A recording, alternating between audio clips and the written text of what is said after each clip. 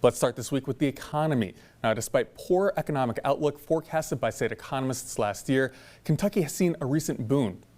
Now, Governor Beshear announced earlier this year that state revenues had exceeded projections. And this week, the governor announced that the state revenues for July were 29% higher than the same month last year. Now, he says we need a new forecast.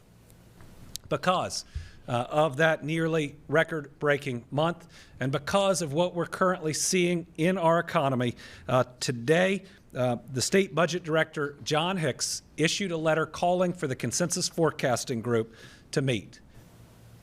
Now, gentlemen, I want to start with this question right there. What do we make of the strong economic projections so far? Well, obviously that's good for Kentucky, but certainly the way we align the budget to meet the things that we need to do have to fit hand in glove. For instance, certain things are allocated for specific things, and something comes out of a general sense they can draw from, but we want to make sure that there's sufficient money and that it's characterized correctly so they can draw that money to meet that need. So we've seen, again, the governor call for the consensus forecasting group to come back in. What do we make of that call here? Yeah, I just hope that this group has better data than they did last year, because they egregiously underestimated what our revenues would look like. In the fall of 2025, they estimated that our revenues would be $625 million less than what we ended up with. And that demonstrates that this was kind of a waste last year. I hope that they have better data, because the reality is our budgeting process, our tax policy, it's working. We saw a surplus of $320 million this year. We are on track to abolish the income tax here in Kentucky, and we're doing that while still maintaining essential services. It's showing that what the General Assembly here is doing, it's working. It's ensuring that our Commonwealth is becoming a more prosperous place to get a job and raise a family. Have we seen the forecasts kind of miss the mark, so to speak, to this extent before? Well, you know, you're predicting the future, and there's all kinds of dynamics that are involved in that. It's not unusual for them to miss the mark here and there. Sometimes they're over, sometimes they go under. This time they went under, so you make an adjustment. I don't see anything strange about that. What I am happy about, though, is that we are bringing in record levels of income, and that portends well for the future. And the question I have in mind is, how do we do that? Do we just, the reference has been made to eliminating the income tax. I don't know what's on the other side of that, because we're not going to always have these kind of robust circumstances to deal with. So one thing I do like, though, is the fact that we have held back a certain amount of money so that we can meet contingencies. But we are to be very cautious about how we proceed in the future.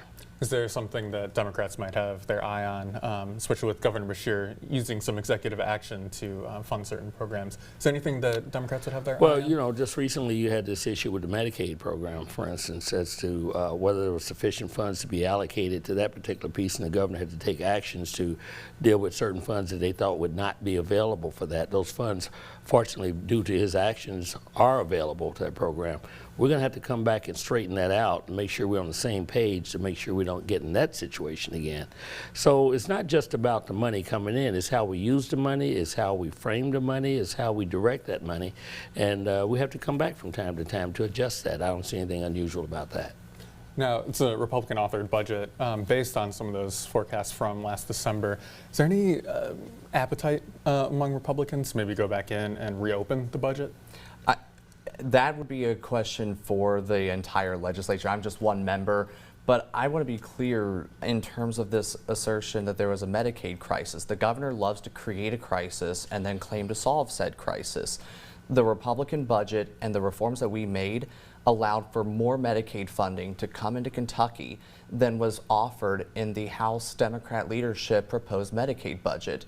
And that's because of the responsible reforms that we made to cut out the waste, fraud, and abuse, make sure that these programs are actually going to the intended recipients that the law says should be getting these, so that way we remained eligible for the federal funding that put us even above the governor's proposed area on this. In terms of reopening the budget, there's conversations to be had in terms of that, but realistically, we need to realize that there are a lot of programs out there, and I'm not talking about essential services, but there's just a lot of fat to be cut And what that allows for us to do is have more money in the pockets of the everyday Kentuckian to take care of their needs. We are in an affordability crisis. We can't deny that. But one of the best ways to do that is to ensure that people have the resources to get what they need. I want to ask you both really briefly, when we talk about, trusting the data and then trusting lawmakers to spend Kentuckians' tax money responsibly, how do we go about instilling that trust at the General Assembly level? I think one of the first points that we have to have is a commitment to transparency. One of the most embarrassing numbers that I saw whenever I first got elected, and this is a problem across both sides. The overwhelming majority of our spending is in what's called the base. The budget doesn't outline everything that we're spending on.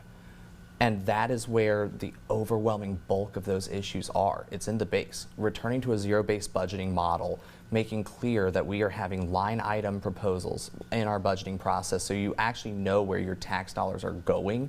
That is one of the first and best ways to ensure that our state government is truly serving the people and that you can instill trust in them. Yeah, same question on that trust. Well, let me go here. It's more than the base, and I agree the base is very important, obviously. The bulk of what we do is in the base right now. It always historically has been. I don't think anything's changed there very much. But the way we make money available, whether we have flexibility for the executive side to use those funds or not, is debatable. Even in the Medicaid piece, we may disagree on that particular issue. I would strongly disagree, in fact, that flexibility was not extended to the governor with respect to the Medicaid budget. If you go into the fine lines and the way we structured it, it did inhibit his ability to use certain funds. So he did what he had to do, and I applaud him for that. But that's not the problem. The problem is in the legislature itself. We need to come together and have our heads together, whether you're Republican or Democrat or whatever it is, transfer clear capability to the governor's side so this does not happen again. That's just an example. Mm-hmm. Now, if we're going to project for the future, we got a lot of things going on here. The future is not promised. Although this looks rosy right now, the fact of the matter is that it's not going to be like that all the time, and we ought to be conservative when we start talking about how we're going to get rid of the income tax thing. That concerns me. Now, if we can do that and get away with it, that's fine, but we better prepare and start talking about what we're going to have to do if that doesn't work out in the future.